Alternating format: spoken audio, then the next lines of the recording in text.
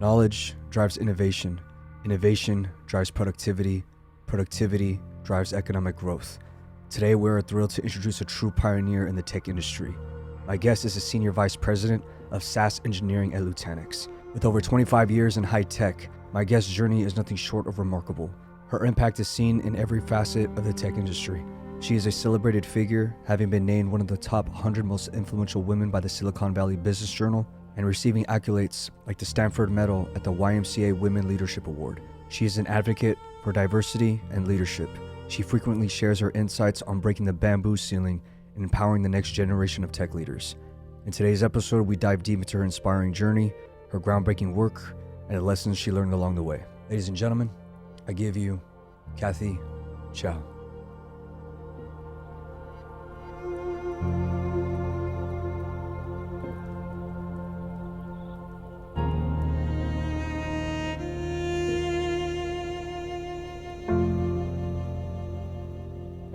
Your upbringing, really your formative years form who you are.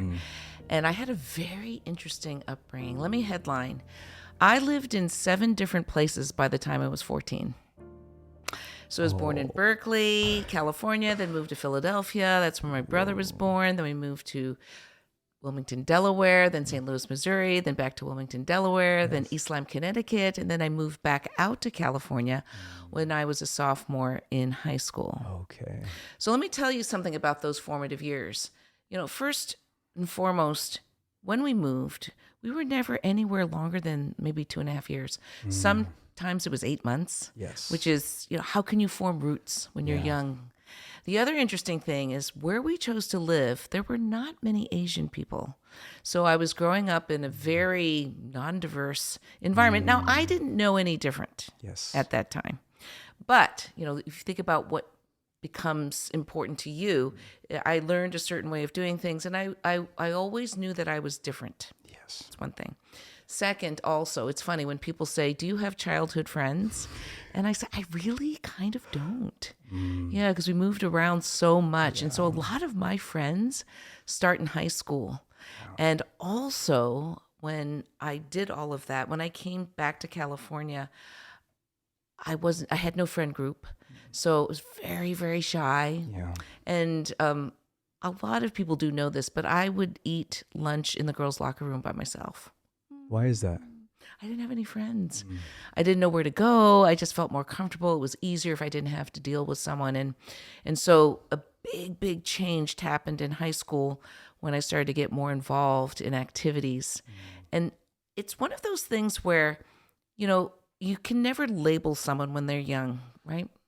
And you have to develop them. Something has to happen. Some critical activity or something that you do will bring you out. And long story short, I joined Junior Achievement, became secretary and then president of my company over the years. And it really helped me hone in my communication skills, my ability to really see people, understand people, to drive a direction and a vision. And then most importantly, give me the confidence, and not just the confidence to have success, but the confidence to fail. So I'm going to leave you at that. Those are the types of things that helped me as I was growing up. Yeah, and obviously a lot of that took time, but at what age did you feel that you knew you were different? I think I knew I was different. This is very interesting. And my father, it was a very painful experience for him, but I was in preschool. Oh, wow. And this was in Philadelphia. Maybe I was 4. And they were having a recital, right? And there was maybe 8 kids, in preschool. And 7 kids were in the front row, and I was the only kid in the back row. Now, the reason why I didn't want to be seen back then, this shyness started pretty early. But there was a large white boy who came big. I mean, he was tall and he was big, and would come to me every day and pinch my nose because my nose was different. Now, I didn't really know back then at the age of 4 different races or all of that, but did it cause me to think, I guess I do look a little different from these folks? Had he never done that, I never would have thought, but I was the only Asian girl Yes. or Asian person in that group of 8. Yeah. But that's when I first started noticing that I was different. Yeah, especially when you started to get into these little accolades in high school, you started to see like, I have certain skills, and then they started to gradually grow as you started to put in the work, correct? Like, did your parents instill the importance of education, or did you kind of know yourself that I want to pursue an education? So being born of Asian parents, and I would even say tiger parents, you've heard about that, right? I laugh because education was always a given, always. And because of that, I'll tell you some funny stories, but in the end, you could be one of 3 things: a doctor, a lawyer, or an engineer. Yes. That's it. That's all you could be. And so one of the things, my dad was very involved in the academics, and I do remember, he was an aeronautical engineer. He's still, by the way, my parents are still with us. It was awesome. Yeah. But very technical, really, really smart, had a PhD. My mother is a medical technologist. Obviously, they're both retired since. But education was something that was really important to my father. And I do remember asking him questions about math, and it was like geometry, let's say. And I remember also being in junior high or high school, and I just wanted the answer. I didn't want the theory. So half an hour later, he'd get me, we'd get to the answer. But very quickly I learned, okay, I don't want to spend the time understanding that. So I got more independent. So I actually stopped asking him because I was like, I don't have 2 hours to get the answer. But, in hindsight, when I think about my dad, he just wanted me to understand not just here's the answer, but the reason behind the answer. And if you think about that, it's a very giving and loving thing to do. Yes. I didn't appreciate it as a young person. Yeah. I will also say in high school, we had to take the SAT, and he was very, very much, it's all about work. So work is study, study, study. And by the way, you should read the dictionary, which, believe it or not, I did. I read the dictionary. And it was funny in that. Now, let me say one thing. There was inner motivation. I mean, I would have not done that if I didn't think that it might help me some. Now, he was the work. My mom was the play. Yes. My mom realized that, wait a second, you can't just be all work and no play. You need to have the emotional quotient, the EQ, know how to deal with people, have some fun, so you're well-rounded. And so they fought like cats and dogs on how I should be raised, because my dad was like, no, she can't go out and have fun. She's got to read the dictionary. And my mother was like, what kind of person is she going to turn out to be if all she's doing is spewing vocabulary words? Yes. So even though they fought, that combination was an incredible way to be raised. Yes. There was a little bit of, discord and little, it wasn't always peaceful in the house, but in a funny, odd way, I ended up being raised well. So I have a story to tell about, took the SAT, I did pretty well in school. I mean, it's something that was very motivated. And so it helped to be good in school. So that's why education was important. But I do remember this, and this is a very tiger parent thing. I would come home and bring a test home, and it would be an A-. And my dad would be like, well, how come you got this question wrong?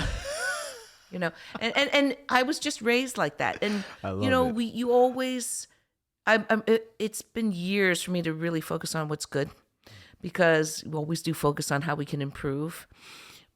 But I will fast forward something. So I ended up, going to Stanford. And I remember coming home that first quarter, coming back, and I think I got a B+. And I was like, oh no, how am I going to show my dad? He's going to kill me. But the thing that he did, and I'll get a little emotional on this, is he looked at it and he said, good job. And what I realized was him telling me about the theory of geometry, him pushing me so hard, was to get me to a certain point. And after that point, he started to let go a little bit and said, you know what, she's done it. And I'll just never forget that, because he was doing it for a reason, right? Yes. Yeah. So anyway, you do get emotional. My dad also said he has these phrases, which I have told my kids, which is, if you shoot high, you'll get middle. If you shoot middle, you might get low. If you shoot low, you might get nothing. So you always have to shoot high, shoot for the stars. Never, ever think you can't do something. So these are all of these. So with education and everything and all of that, he just built that, instilled that in me. And so, in the end, it kind of worked out. Yes. And going back to your accolades, I'm just going to say a few of them, okay? So your credentials when it comes to your education, you have a bachelor's degree in mechanical engineering, a master's degree in manufacturing systems engineering from Stanford University, and an MBA from Harvard Graduate Business School. So what are some of the biggest key takeaways that you took from pursuing a high-level education? Yeah. So first of all, I want to make a comment, okay? Because we have 4 sons. Not one of them are going to either of those schools. And so you have to find the right school for yourself. I think these days there's, we're much more open about it. Don't put too much pressure on yourself. You will find the right school for yourself. My thing is just go to school. Just get that education. Yes. The name doesn't matter. Okay. Now, back then, the name did matter. This is another interesting thing from my dad. There's only 5 schools: Stanford, Harvard, Yale, Princeton. That's it. And so that's the shooting high. Okay. In my time, there was no understanding of what medium or low was. Yes. It was always high. So going to Stanford, I will say, when I first went, I did have imposter syndrome that first year because I went to a public school, a very good public school, but a lot of the other people went to boarding schools, Andover, Exeter, some of the best. And freshman year was not the best year. I told you I got a B+. I actually got a C. I got a C in physics. And I thought to myself, wow, I'm not sure I belong. Oh, wow. Yeah, because how come I'm not getting the A's, that I was getting in high school?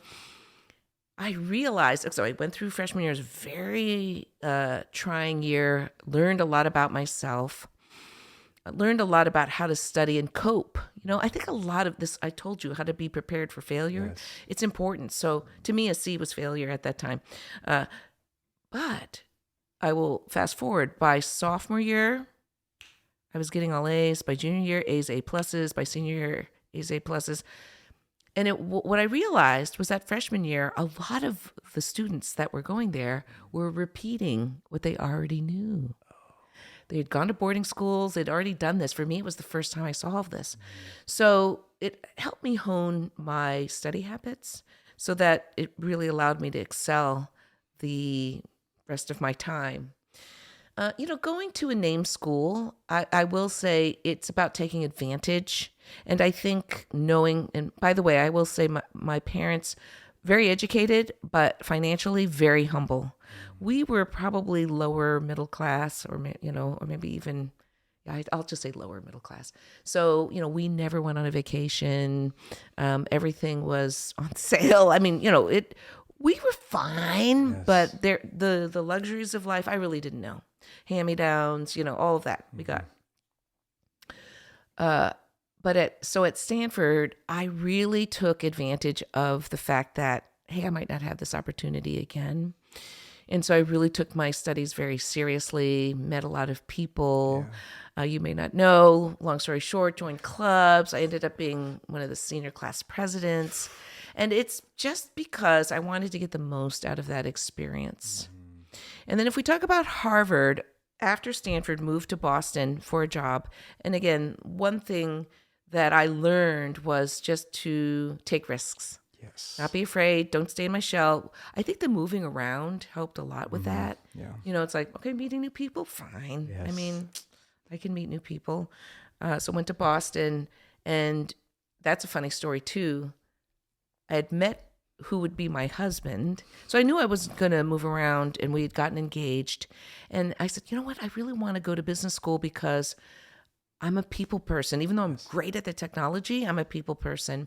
I only applied to one school, which was Harvard, because it didn't require the GMAT. And I got in. And I have another interesting story to tell about this. I was just talking to a friend the other day. My father-in-law at that time was working at Wang Laboratories, which was really up and coming. And he knew the CEO. And he said, oh, you're applying to Harvard. I'll have Dr. Wang give you a recommendation.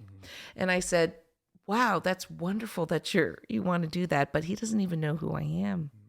And I really wanted to get all of this on my own. I didn't want to ride on anyone's coattails. That was just me. Yeah. So I ended up getting someone who was about to retire in the company that I was working with, but he knew me really well. Yes. And the other person was, a resident assistant professor. I was an RA, which is a resident assistant. You take care of your dorms. At Stanford, they were just two professors, one of them that I really got to know, and they were no names. Yes. But I got in. And I think those sorts of things, when you're authentic, those things really come true, become true, and people can see it. So I was lucky. So I got in. Going back to one of your passions is tech. Did your passion, was that before college or during college? Okay, so I know there's a story on how this whole tech thing happened. So I'll have to go back to high school. Actually, maybe even junior high. For some reason, I always loved math. Yes. It's something that I was naturally good at. And I always knew when I got 100 because you can check your work. So I would know every time I took a math test, I got 100. And it gave me a lot of confidence. So I remember in high school being in math class, and there was a fellow student. She was also super good in math. The interesting thing about her was she always downplayed things. Like after the test, she'd say, well, she'd ask me, how do you think you did? I said, I think I did okay. And I said, how do you think you did? She said, well, I'm not so sure.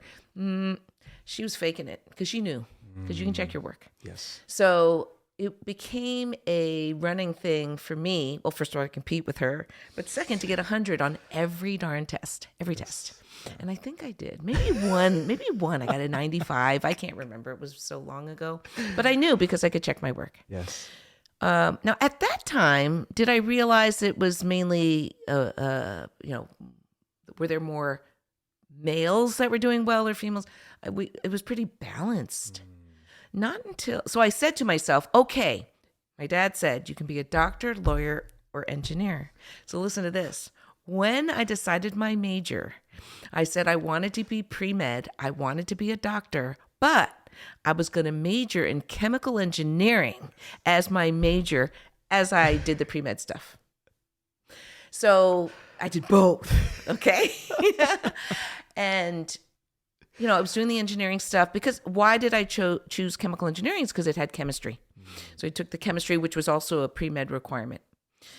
Now, I was pre-med for the first 2 years and was doing the engineering stuff. And, I thought, all right, this is kind of working. But something changed my mind. Summer of my sophomore year in college, I ended up getting a summer internship with Hewlett-Packard. And it was with their chemical analysis division. So these are huge, really complicated systems. And talk about manufacturing, right? That's my master's. I was in manufacturing engineering. Now, the cool thing about manufacturing engineering is that you have to, in a way, get out and see people more. You're not stuck in the back room. Yes. Because a lot of other engineering functions, you're more in the back room doing analysis or being on a CAD/CAM system, computer-aided design, computer-aided manufacturing. I will always spell out the acronyms because you can get, in tech, you can lose people. You have your whole language in acronyms. So I'll always spell them out. Yes. But anyway, I had this amazing, amazing experience at HP. And I said, do I really want to be a doctor? Do I really, really want to be? Because it's a long haul, right? If you go to medical school, you got your residency, your internship, all of that. What kind of doctor do I want to be? I thought I might want to be a pediatrician. I learned that I think I wanted to be a pediatrician because I love kids. Yes. But then I had this realization that, wait a second, I'm going to be making them cry.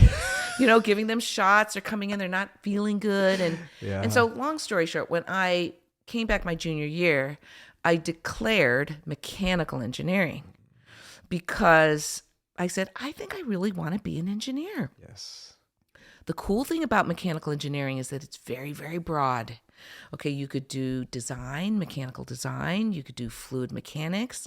You could do, a civil type work. You could do, it's just a very, very broad field within mechanical engineering. Now, what's interesting is, and I counted this, out of the 67 folks that graduated, 7 were women. Wow. And that's when I realized, wow, there aren't very many women in engineering. And there were also things where there'd be group projects. The men wouldn't choose us. I think there was an implied feeling, because we were the minority, that we weren't as good. And so we bonded as women. And we do the group projects. Yes. And then we said, you know what, we're going to do better than the guys on these projects. And we did. And we did. And so these sorts of things, were starting to form. I realized, wow, I'm a little bit different. But anyway, that's how I got into tech. It's because I was good at it. We were talking about this off air, the percentage of women who are involved in tech. And I currently looked up this week, early this week, the percentage of how it is currently. It's actually, let me see, it was 26.7% of females involved in tech.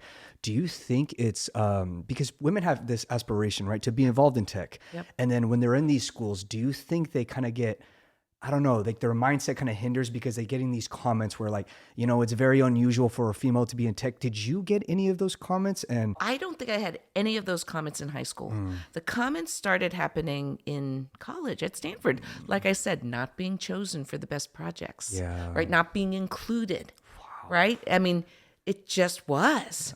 And you raised something so important, Daniel, which is about these, now we call them microaggressions, these sorts of things. But there's a study that when you look at girls and boys in the tech fields like science and math, they're actually equal. In some cases, the girls are a little bit ahead. okay. And so in junior high is when you start seeing it drop off. And then in high school, it really starts to drop off. And, for me, since it never happened there, I did some studies to say, why is this happening? I think it's societal. I think parents sometimes are not educated. I think the thought of, do you want to be a family? Or it's a very hard road. Yes. We want you to have success. We don't want your life to be hard. Are you going to stop out and just not work ever and just be with, just be a mom? And by the way, there's no such thing as just be a mom, but, be a mom. Because that's another microaggression. Yeah. Just be a mom. Moms, I think, are one of the hardest jobs we have in this world. And we'll talk about that later, I'm sure. Please. But these sort of things, when you hear about it and you see it in media and all the people around you, your friends, what do your friends do? Are your friends doing it or not doing it? They do impact young girls. And so I've been a part of many, many foundations, conferences to try to support girls and women in tech. Yes. And, for me, it's like being that role model to pay it forward, to have someone that they can look to say, hey, you did it. So, you asked about, did it ever hamper you or stop you? Now, remember, you know how I was raised. Yes. Okay. New situations all the time, being different all the time, having this goal to say, nothing can stop me, because I had a dad who said, never let anything stop you, you go. Yeah. And so, did it hurt a little bit, not to be included? But if anything, it fueled my fire. Yeah. I really got this chip on my shoulder type of mentality, which is, I'll show you, okay? You don't think I rate? I'll show you. I'll be better than you. Yes. And that's also another thing a lot of women, I think, have to encounter is this imposter syndrome, this notion that you have to be better, lacking the confidence to really ask dumb questions or do things that might not look right or, draw attention to yourself. I've had to really overcome those demons to get there. And now, later in career where I am, it's just who I am. You talked about that percentage. How does it feel to be not just a part of that percentage, but you're actually making waves and leaving your mark, and you're also leading by example to all these young aspiring females? How does that feel? Well, first of all, I feel it's my duty. Okay. And the thing that I'm very saddened about is those numbers have not improved since when I graduated, which was many, many, many years ago. You can put a few decades in there. And that's sad. That's really sad because, how have we advanced? Right. And so I feel it's my duty. Yeah. And so I do a lot of at work where, just started a series, a women's series, and I will be the guest of honor. And they're going to be asking me about my life and that sort of thing. And I think it's really to show people that, see, this is work. Let me just quickly message. No worries. I'm going to call him later. In fact, let me turn it off. That's about balance too, in focus. Oh, yes. I would love to talk about that, but keep going, please. Yeah. But, you just have to show people that it's not perfection. I fell down many times in this, just to give them the confidence. They will forge their own path, Yes. but stay on the path. Now, you are standing as the senior vice president at Nutanix, correct? What is probably the biggest things that you've learned along the way to be in the position you are currently in? Yeah. It's funny, so I've weaved in and out of technical roles and sales go-to-market roles, which is actually, if you think about it, not easy to do at senior levels. Yes. So I've been an SVP of Sales Strategy and Operations at VMware, and now I'm an SVP of SaaS Engineering at Nutanix. Yeah. It's not easy to do that context switching, which is going to lead me to the skills, because I think a lot of people think you have to be the domain expert, which means the best salesperson, the best engineer, the best marketer, all of that, the best finance person. I disagree. I think the most important skills, and they're funny that they're coined as soft skills, are the people skills. Okay, so first of all, I'll talk about people, and then I'll talk about how you manage. So the thing about the people skills is, are you a good listener? Are you able to learn quickly? Are you able to communicate effectively? Are you able to have empathy to understand, put yourself in that person's shoes so you can get the most out of them? I always pride myself by saying, you know what you can do, but you will work harder and smarter for me than you've ever done in your life, but not because you have to, but because you want to.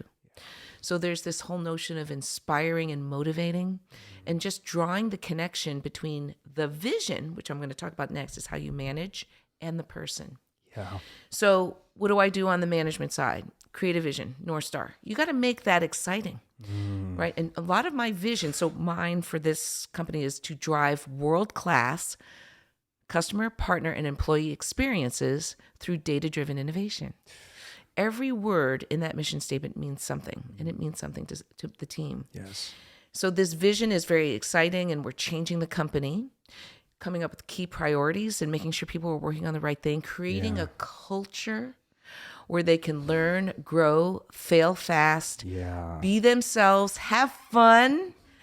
That's the culture that I want, because that's, I'm building a culture I want to be in. Yes. So I'm a culture builder. So that's how I manage. And so then when you make the connection between the manage and the people, they see what they need to do, but it touches their heart. Yeah. And when it touches their heart, they will do things that you will never imagine that they could do, that they would never imagine they could do. Yes. And so people will say, I know people look at me and say, well, you're just a people leader. And I said, no, there's good business. There's a reason. I guarantee you, I am not the smartest person in the room. I can't be the best engineer. That's what they do day in and day out. So if I think everything has to come to me for me to say this is the engineering path we should take or not take, that's not a right way to do things, and everything will bottleneck with me. Yes. My goal is to have each of them understand their value for an aligned mission, and then you will be able to do world-class industry-leading things. So that's how I manage. Yes, and business culture is a very big thing that creates innovation, but I know the management side is very, very difficult. But when it comes to high-level performers or entrepreneurs and business owners, they love problem solving. But what is the biggest headaches that you do have to deal with in your current role? Honestly, it's really, I'll say it in a positive. It's to increase the velocity of good decision making. Okay. What I can't stand, and being an engineer, I can't stand inefficiency, is it pains me first when I see someone working on the wrong thing. Okay. So we've got to direct them. We've got to get the priority so they're working on the right thing. Maybe they're working on the right thing, but they're going about it wrong, right? So they don't they're not working with the right people. They didn't get the right problem statement. And so how do we do these things to make this decision making easier? Because it also goes to the motivation of the individual. Because when someone's working on the right thing and they're doing a great job at it, they're going to get rewarded because they know they'll see firsthand the difference that they're making. Yes. And so it's all about bringing the outcome first, right? And I'll give you an example. I think a lot of times I'll use this as a let's say training. You'll build a training module. Now, a lot of people will say, okay, I need to train 100 people. That's great. And you can measure yourself that way. But what is the training for? The training is to get more sales. The ultimate goal is to get more sales and to have the salespeople achieve their quota. And so you have to jump beyond just getting the training done, because that is a good metric. Yes. But you could get the training done, but maybe you haven't designed the right training. So they could get it all done. They still aren't getting more sales. Yes. Yes. So when you get people to take those steps to see what the ultimate outcome, and ultimate outcomes are typically very few. They're either customer satisfaction, customer delight, you increase the revenue, you reduce costs, you improve on compliance, right? It's a security thing and you're solving that. But ultimately it ends up with those things, customer delight. Because customer delight can be in the sales process, in the support process, the way you market to them, in the way you answer their questions, in the way you solve their problems. It's all customer delight. I read that you had a big fascination when it comes to strategy and sales. Well, first of all, sales back in the day was an art. Yes. Okay. And what it was, and talk about a people-oriented culture, right? Yeah. So if I built a great relationship with you, Daniel, and you trusted me, trust is the critical thing. Yes. You'll buy things. Obviously, the product has to be good. Yes. Okay. But if you think about tech sales, it's not so easy because sometimes the technology is not easy to talk about. And so when I was at HP and Mark Hurd was CEO, we were actually turning sales from an art to a science. So in the old days, if someone was working in Chicago and they left, you just replaced the person in Chicago. When Mark Hurd came, there are new terms that came. First is TAM, total addressable market. I'll use the Chicago thing as an analogy. So let's say I'm selling pizza in Chicago. That's a bad example because that's where deep dish is formed. Yeah. But anyway, let's say I'm selling pizza in Chicago. Total addressable market would say, okay, what's the population in Chicago? How many of those people in Chicago actually like pizza? Let's do a survey and find out. Based on that, you'll know what the ceiling of how many pizzas you could sell. Let's say you do that and you say you could sell 100 pizzas there. Okay, that's good to know. But that's not 1,000. It's not 1,000,000. It's 100. Yes. Okay. So share of wallet was that when you looked at, okay, here's the total addressable market, there's 100 people. Share of wallet talks about, okay, how many are actually going to buy the pizza? And then you have to talk about how many people are going to buy your pizza. Yes. And you've got to look and say, well, I've already sold pizza into these locations. And then that leads you with your opportunity. And now you add that all up and it'll say, I can sell a total of 100 pizzas. Well, with 100 pizzas, I don't need 5 salespeople. I need 1. Or maybe I need none. Yes. Because there could be a tech sale. Maybe I could work through someone else or through a partner to get that sale. And so this is the scientific nature of sales. So soon you could redistribute where your sales were. And not only HP had many, many products. So you could say, oh my gosh, here's an area that is up and coming. Because now that we know total addressable market, we have no inroads. Yes. We have no share of wallet there. So let's really put the wood behind the arrow and let's put 5 people there where we had 0. Yes. Here's another place where we had 5 people. Let's take it down to 1. So it became very scientific and whoop, the sales went up. Yes. So that was my interest because, and the other thing is sales used to be a little bit tactical that way. That's the strategy. The strategy behind what new markets should you go into? Yes. And then you actually bring it down to what sort of sales reps do you need? What sort of training do they need? So the strategy, where to go, where we should slow down, where we should grow, what new products do we think we should? That's all the strategy part of sales. So that's sales and strategy. And I love what you said about how back then sales was an art. people nowadays, they look at it as a nasty thing. Why do you think people have misconceptions about sales and why they're just so iffy about it? I think you've heard this term used car salesperson, because I think back then, I think people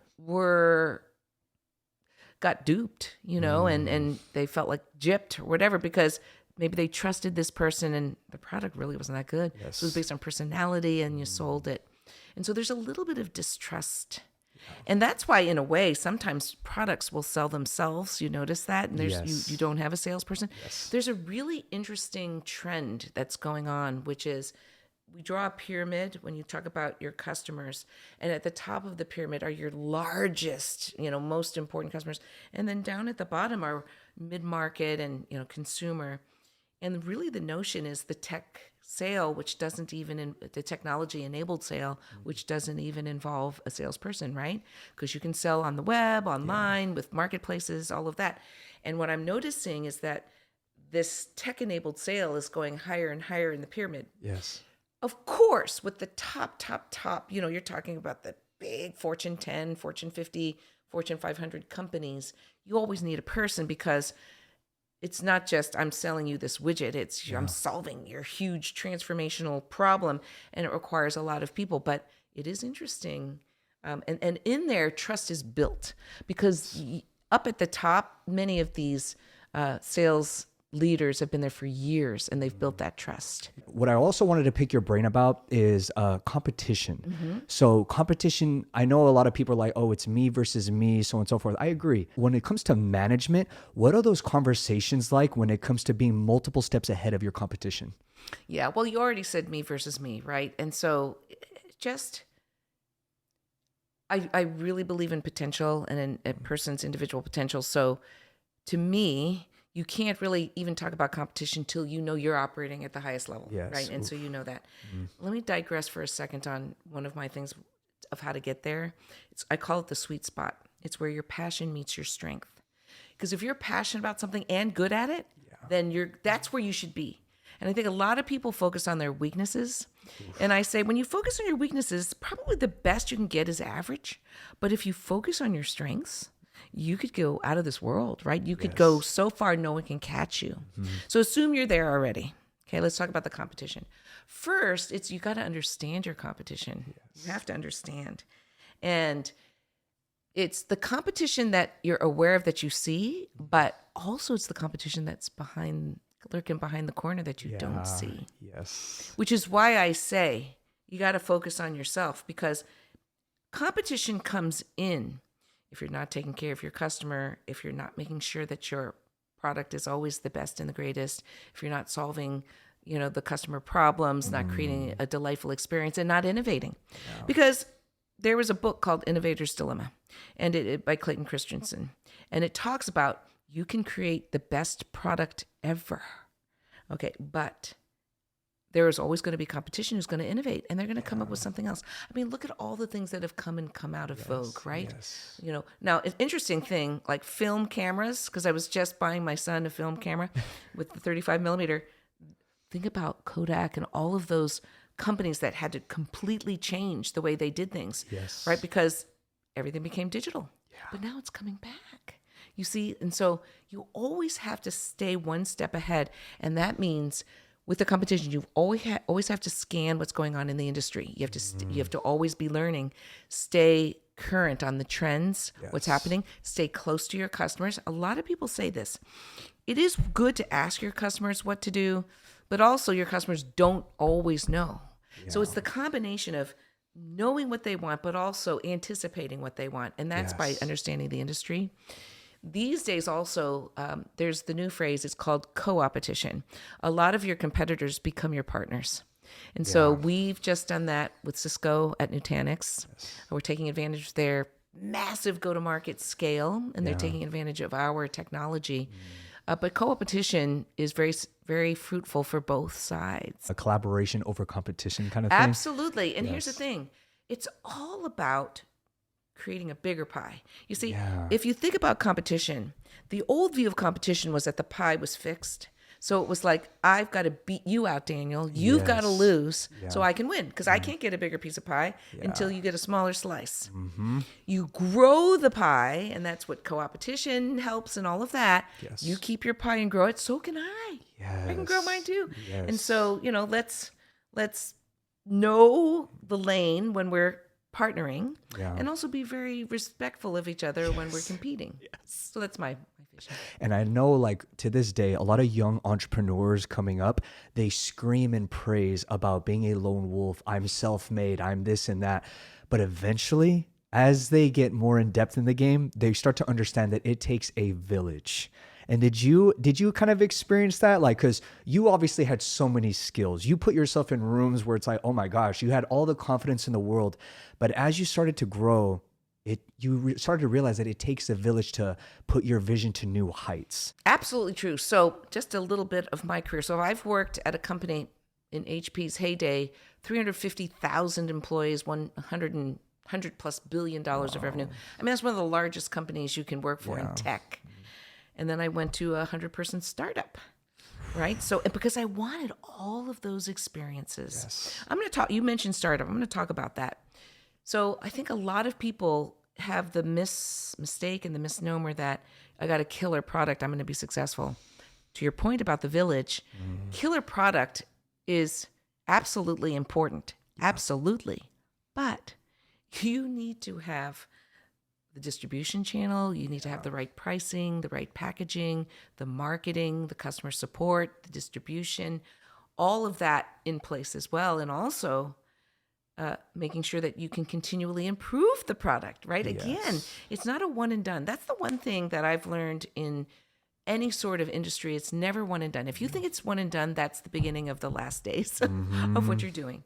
And so absolutely takes a village. In the startups, we had some very, very unique products, but in one of the startups, we ended up not being able to get some funding. So if you don't have the funding, I don't care how good your product is. And was the funding because the product wasn't good? I don't think so. I think it was because we didn't handle the funding process well enough. We didn't market ourselves well enough so that people, back to this notion of, am I building a training or am I increasing sales? You got to explain the outcome so that the people you're talking to get it. Yes. A lot of techies end up talking these acronyms and it's like over the head. Please do go. Yeah. People, they're just like, what are you talking about? We're having a hackathon at Nutanix right now where it's all about innovation and people are coming up with ideas. And there was one hackathon project where they really did a fantastic job of explaining the business outcomes and why this makes sense. Yes. And there was another one that had equations and acronyms that I never knew about federated and, centralized learning systems. And even though I do understand what that means, but you've got to draw the connection. And so, like I said, and every aspect, if you think about a startup or even a large companies need villages too. As I said, you need to partner. The village sometimes is your own company, right? You've hired so many people there in your village, but you got to make sure that the people in the village understand what's going on. So they have their own set of, and how do you motivate them? Like if you are the 7th level down from the CEO in some very obscure business unit, what motivates you? Yes. What touches your heart? Yeah. So they have their own issues, you see? So it really does require all things firing on all cylinders to make sure you can not only achieve success, but have continued success. Yes. And then you also talked about like what motivates the person, but it's also their principles. So before bringing somebody onto your team, what principles do you look for before you bring them along? Oh my gosh. It's like you've studied me very well, Daniel. I call these values. You call them principles. I call these values. Oh, I like that. So one thing is that I really value diverse teams. So people from different backgrounds. Of course, we always talk about ethnicity, gender. I really don't look at that. But the education, geography, their experiences, where they are in their career, really important to have as much diversity as you can be. But the values I actually want to be similar. And let me tell you mine. They're not in any priority order. But actually, I'll do the one that's in the middle. It's about balance. Okay, everything I do is about balance. And now it's not just work-life balance, but the balance between being strategic and tactical, the balance between going slow, going fast, the balance between doing something large, doing something small. It's always balance. And I love that symbol because when you look at the swoosh, you see the circle of the other color, and that's about putting yourself in someone else's shoes, right? Whenever I find people are disagreeing, if you just did a little of that, you'd agree much faster.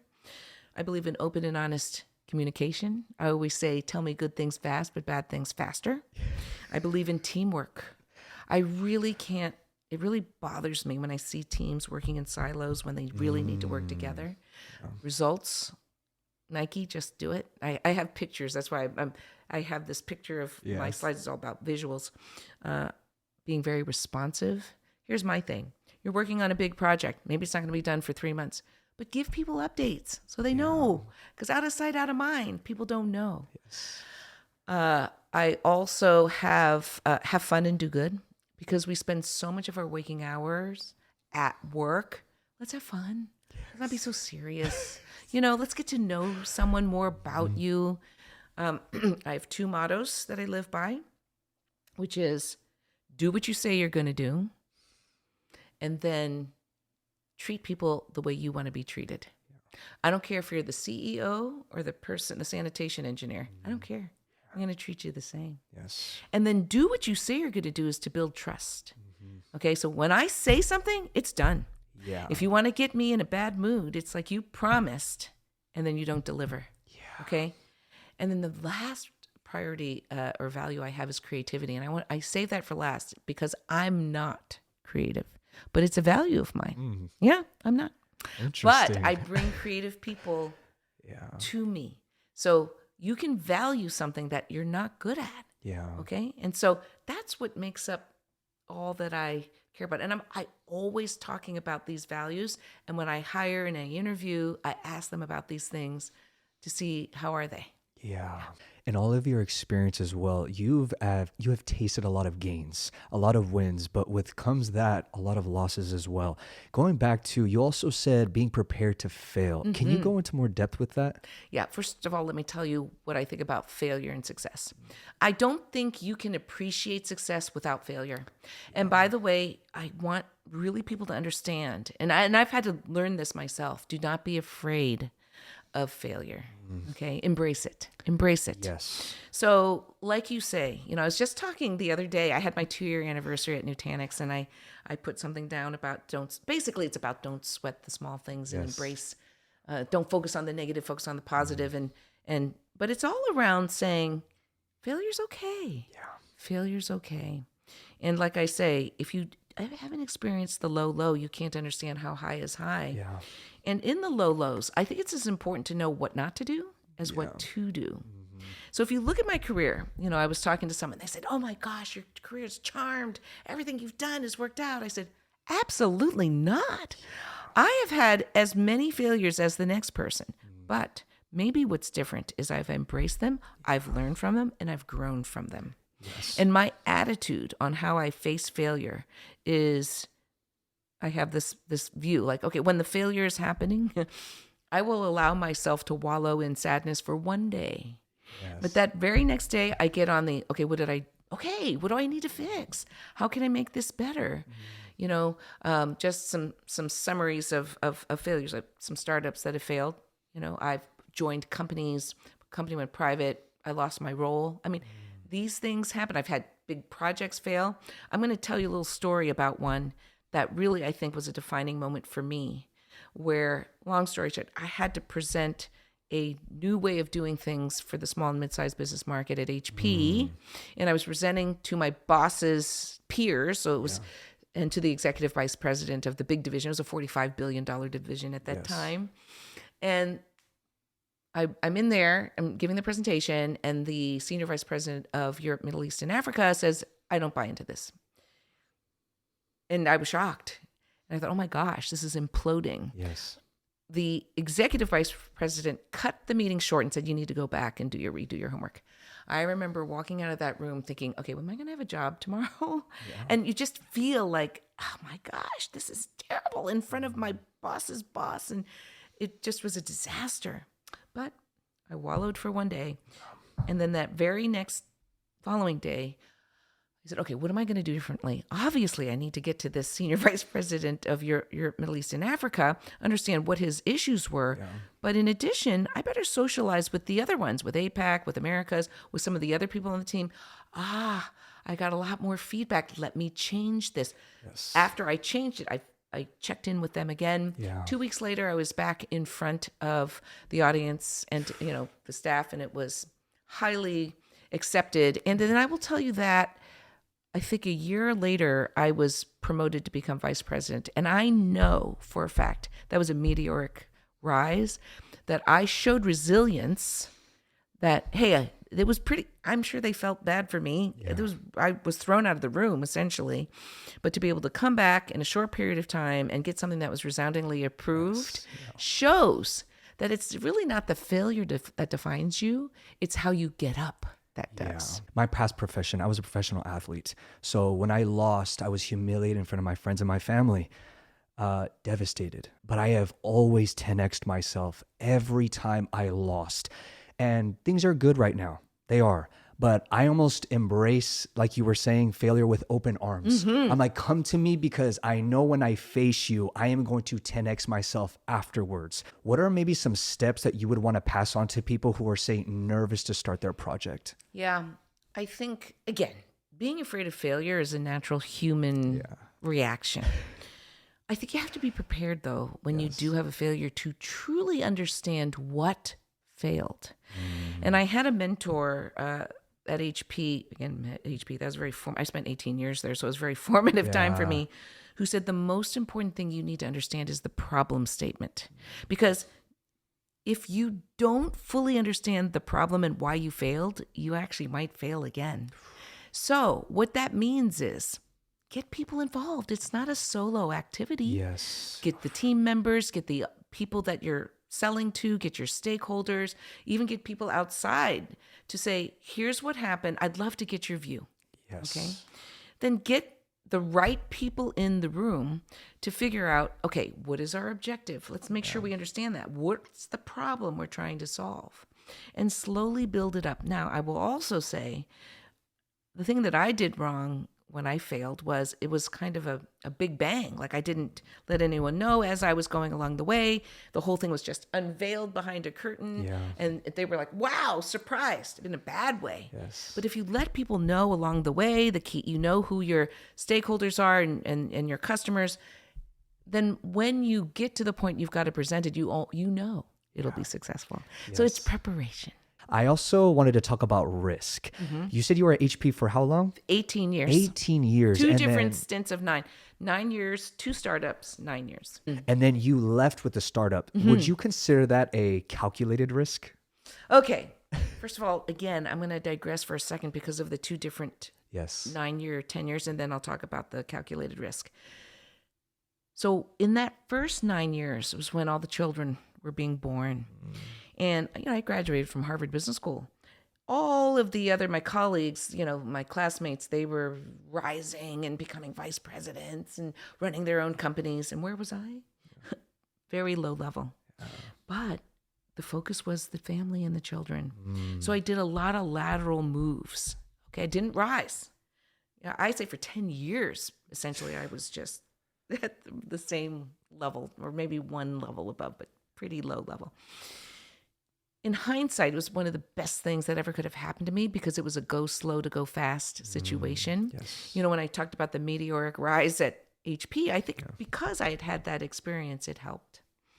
So at the end of that 9 years, I said a lot of the startups were happening, and I did. It was a calculated risk. I said, okay, I'm not really rising here. I've got a lot of great experience. It would be great to have startup experience, right? Because now I had no idea what I was getting myself into. No idea. I jumped and I went. Yes. Now, it turns out that I am not built for startups at all. And I had to experience that for myself to know that. And so that's a total failure. having to be fearful of, are we going to get the next series of funding? Simple things. I know this sounds bad, but there was no IT desk to call to help me. I had to do it. I had to move my own furniture. I had to fill out all my expense forms myself. And I know that sounds like a spoiled person, but at a big company, you get that. But it also translated to, wow, a lot of things were not understood. Yeah. Now, the good part about the startup was I learned about domains that I never would have known, sales and R&D and all of that. I wouldn't have known all of those. So that part's good. But the instability of the company and this notion of, I want to do this, but sorry, you can't. There's no money. You can't do it. I really realized that I needed to be in a bigger pond because I was so used to the very big company and lots of things. And there were not good things there too. So it was a calculated risk. What happened at the end of that startup is the CEO was let go. And then all of the leaders walked out. And they asked me to walk out that day too. So we walked out. Wow. Because we were about to merge with another startup. And then I was lucky. And this is where it's sort of, I had a mentor who said, take the cookies when they're passed, which means if something's presented to you, take it, even whether you're hungry or not, take it. So the company we were going to merge with liked me, so they brought me on. And I thought, well, I don't have anything else. Let's try it. And I made some great relationships, and things always happen for a reason. Yes. And I did that. So it was about 2 years of startup work, but then I ended up going back to HP. Another interesting thing was when I was at the startup, I was a VP, at those two. But when I went back to HP, I went back as an individual contributor. And people were like, are you nuts? You just dropped 3 or 4 levels. Why did you do that? It's because I was changing my function into sales and strategy because I'd never had that function before. But like I said, you do the right things. You have a good foundation. You know people. You can get things done. I was VP within 2 years. And which normally that never happened at HP, from an individual contributor to VP. But I think I had joined my second stint at HP as a different person because all those failures allowed me to take those risks. And so I became not afraid of risk. I embraced risk as long as it's calculated. Now, there's such a thing as being, irresponsible, and just doing it without even testing or checking. But at some point, the 80-20 rule, you can just do a little bit of leap, but you've done a little bit of homework and then go. One of the words that stood out to me was the amount of relationships that you've built. So I think a lot of people, what they start to understand when it comes to, like, say, going back to the whole lone wolf thing, their network. What I love about network is I can go through my phone and my contacts is filled with problem solvers. So in your experience, how important is your network? I think the network is so critically important, and it's something I did not focus on when I was younger. See, when I was younger, I was working at HP. I had 3 kids within 5 years. I was just surviving. Okay, so the thought of network was kind of a first world problem. It's interesting. I got selected, fortunately, to be a part of this accelerated development program where I was assigned a mentor, which I never had before. And this is the mentor who told me, that's the one who said problem statement. You need to know your problem statement. I realize now how critical the network is. And you know what? You've got to invest in your network. You've got to take time. And it's almost like a part-time job to do that. One thing I will say is, and I know this, I'm not really good at reaching out, but I'm very good at responding. So that's how you and I got together, right? Because I don't know you. Yes. I've never met you before. But I am very good at responding, and I do know the importance of having a network. And by the way, building on a network, you got to put yourself out there. You have to have a little confidence. You maybe need some rejection. LinkedIn is a great way to do that. Yes. But it's critically important. You've tasted so much success. You've had a lot of lessons, a lot of gains, so on and so forth. How do you stay grounded? Because I'm seeing this a lot where people reach this success and the ego is so big. But, sitting next to you, you are very, very grounded. I'm very, very impressed by that. So how do you remain grounded? It starts with the very first question you asked me, is how I was raised.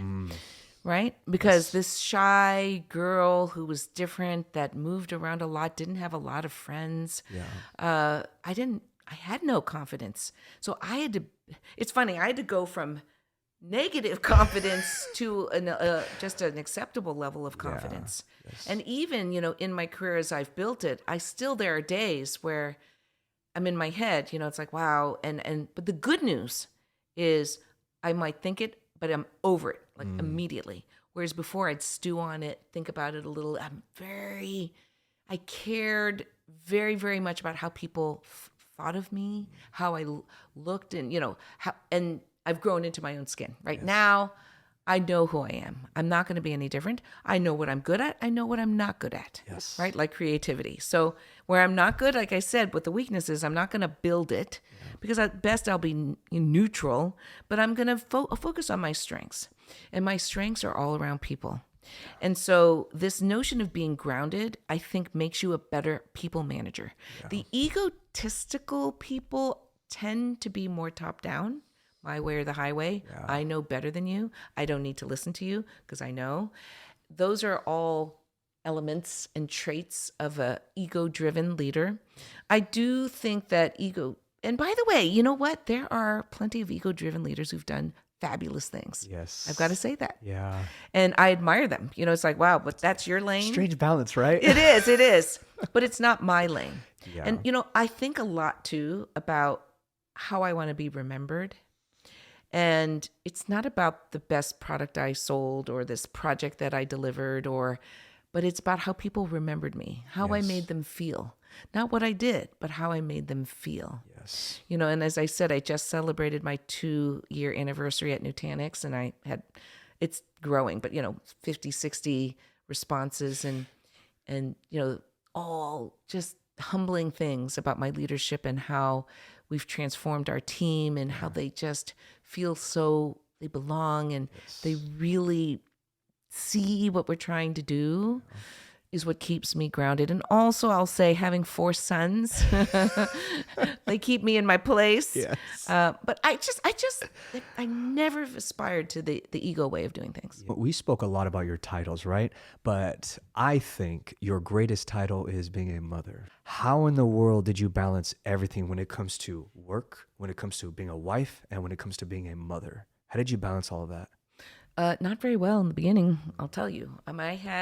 I would say back then it would have been called a mental breakdown, but we didn't talk about it. I just was like, wow, I'm not happy. Because I would get up, feed the baby, go right to work, feel guilty because I had to leave the baby, come home, be with the baby, but I have to leave work at a certain time, to come be the baby, feed the baby, and then no friends because that's all I was doing. Taking care of the kids, work, taking care of the kids, the family, and that's all I did. And I think I went into a depression. Didn't realize it was in my 30s. Didn't realize it at that time. So I had to really, really get to my core and say, what do I really want to do? I mean, I could stop working. I could be a full-time mom. I could do that. Or I could keep working and change my attitude. See, because at that time, when I was doing all that, my friends at Harvard Business School were, look I just got promoted again. Wow, I'm running a division. What was I? Low level. But they weren't having kids, and I was. I was pretty young going into business school and reasonably young having the children. The one thing I knew was mother, family first and foremost. Job would be second. It could be a close second. And so that attitude allowed me to say, all right, well, I'm not going to pick jobs that will make me travel. And travel jobs at that time were allowed you to get promotions. Yes. So that's fine. I'll have to move around because I'll get bored. I can't stay doing the same thing in the same function. So I moved around. So that's how I coped with that. But then as I got older and more rose and had more roles of influence, I started prioritizing the kids' things. Like in the beginning, it was like, I'm not going to do what the kids are doing. I'm just focused on work. I missed so many, plays and recitals and kid things. And it was when our oldest son, Kevin, was 5 that I realized, I think I'm not doing this right. I'm not doing this right. At that time, we had a 5-year-old, 3-year-old, and a 1-year-old. And I said, I'm going to now start to make boundaries for my work. I'm going to find jobs again that aren't hugely travel. I'm going to have a contract with my boss saying, hey, while I'm at work, you can get 110% of me. But once I leave work, I'm not there. Do not have meetings at 5:00. I have to go to, I have to go pick up the kids and relieve the nanny and all of that. So, and also learning how to delegate. I can't do everything myself. So, and all of those things allowed me to set those boundaries. And to be fair, there were times when the kids got older, I'd be on the soccer field with the phone doing a conference call, and they'd be like, what's that noise? At first, I would try to go on mute. And then afterwards, it's like, no, I'm at the soccer game. I became proud of it. It's like, this is not that important of a meeting. I'm there, and I'm happy to watch my son at the same time. There's nothing wrong with that. Yes. And then as I really got to rise, I would schedule it. Soccer game, travel time, go to soccer game when they were in high school. And because I didn't want to miss out on that at all. Yeah. And I realized that it's in the end, and this is so true because I'm getting towards, later in my career. Do I remember the project that happened on that one date with that one function? I don't remember a lick of that. Wow. What do I remember? I was at their championship soccer game. I was there at the game where,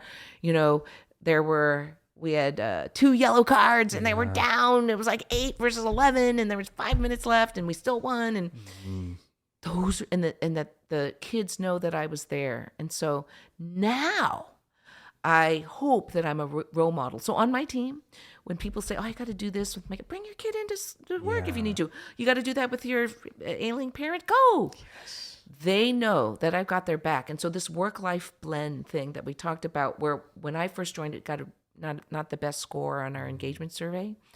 It's jumped up tremendously. Yes. And it's not the philosophy is not to say, okay, now you have more free time. Yes. The philosophy is that it builds loyalty.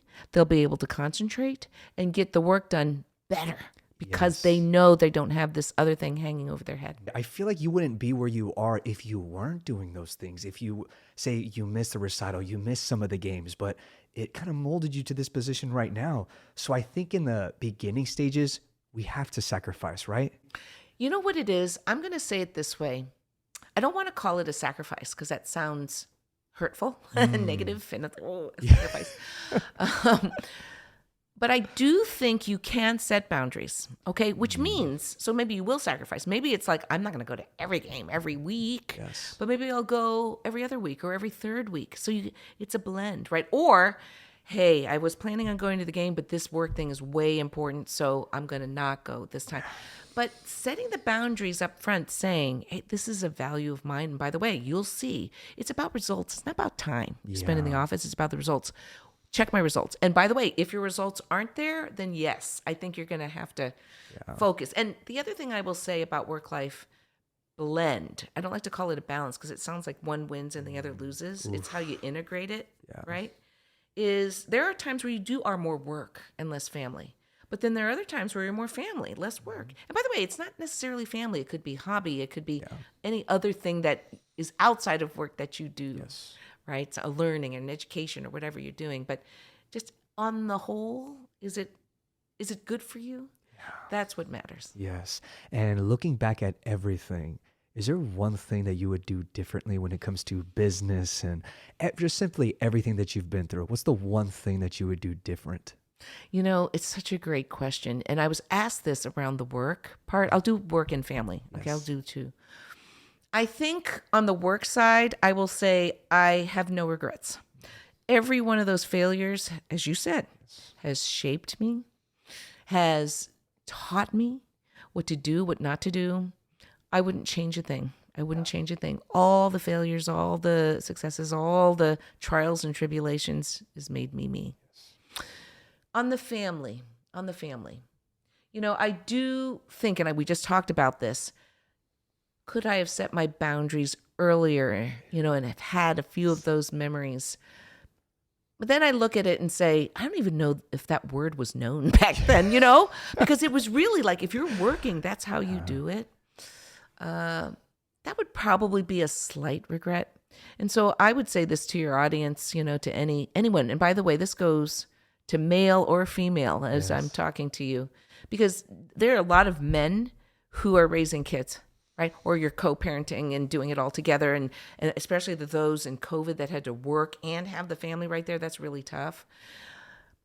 But you have an inner thermostat on how things are going. Are you at the right temperature? Are things going okay? Yeah. You know, because your mental health, your well-being, do you feel good about things? And like I said, cut yourself some slack. Maybe there's a couple weeks where you're just not feeling that great. Yes. But if it goes on for 3 weeks, 4 weeks, you might look at something you need to change. Yeah. And I will always say this. Think about the family or the non-work thing first, your health, right? Your family, your kids, your hobbies, whatever it is. And then see what you can do with work to make it blend. Yes. Because if you can blend the work and the life, I always have this saying, people ask, can you have your cake and eat it too? I say you can. Because it might be a smaller slice and you might take a smaller bite. But in my mind, I've done both. I feel like I've had a super rewarding career. I've done everything that I've wanted to do while having the best family situation that I could have. Because in the end, it's the family, right? And then raising the kids, great relationship with my husband, with my parents, extended family. I really do feel that you can have your cake and eat it too.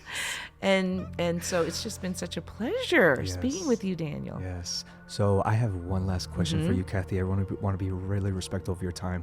Out of all your experience when it comes to business, networking, motherhood, being a wife, what's the greatest lesson you've ever learned? I think the greatest lesson that I've ever have learned is there's always another day. So no matter what happens to you, I'll do it on both sides. Let's say something amazing has happened to you. Like, wow, you want to live on that high forever. But then there's something that'll get you in check. Yes. So there's that next day. Yes. But equally, if you've had a massive failure and you think, I can't get through this, there's no tomorrow, there's another day. Yes. So, live in the present because that's where we are, but know that there is a tomorrow. But live the present as if there is no tomorrow. Yes, beautiful. Kathy, are there any closing statements you'd like to give for the podcast? I'd just like to say, Daniel, you and I have never met. You have a very engaging manner. I think there's a lot of values that we share in common. It's been really fun. I know it's like, do you have to prep? It's like, no, this is who I am. But thank you for your preparation, because I think preparation and understanding and asking the right questions is really important. Exactly. I wish you the best in your podcast. And, it's just great to count another person in my network. Yes, honestly, Kathy, like I said before, off air and during the podcast, you're showing a lot of levels when it comes to your character by allowing me into your home and giving me your valuable time. All these nuggets that you gave me, I value that so much. Thank you for your time. I really appreciate it. Thanks, Daniel. Thank you all for tuning into today's episode. If you got a lot of value out of this, please do me a favor and support our channel by liking, commenting, and subscribing. Make sure to hit that follow button on Spotify to stay updated with our latest episodes. And if you're listening on Apple Podcasts, I would greatly appreciate it if you would leave a 5-star rating, followed by with a review. Again, thank you all for the support. Stay loving, stay hungry, and stay excellent.